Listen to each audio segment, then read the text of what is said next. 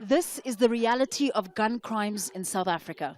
On average, there are 58 murders every day, one of the highest violent crime rates in the world according to government statistics. And experts say that's largely down to 500,000 illegal firearms on the streets. Buying an illegal gun can cost as little as $30. It's very easy because it's very easy to buy a gun at the hostels, or you can get it by breaking into houses in the suburbs. Sometimes you mark someone who has a gun.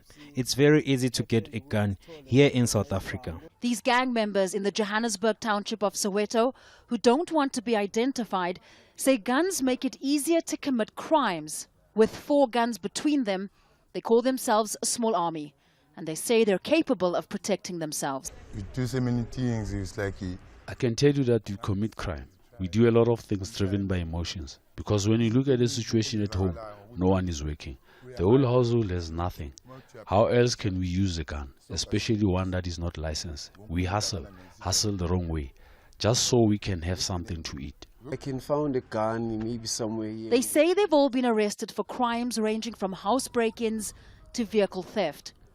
While there are 3 million registered guns in South Africa, the government is offering amnesty to people willing to hand in guns or ammunition that are unregistered.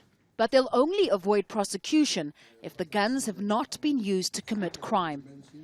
So far, police have collected more than 2,000 firearms and over 31,000 rounds of ammunition.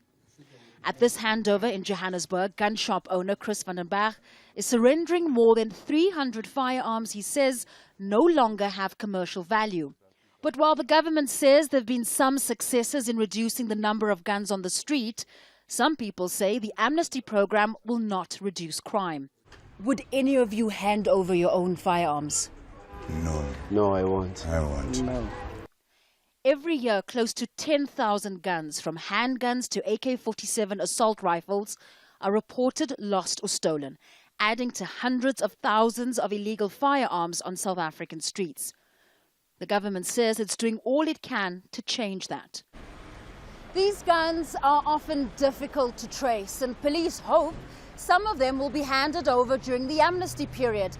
But getting the public to cooperate is not the only challenge.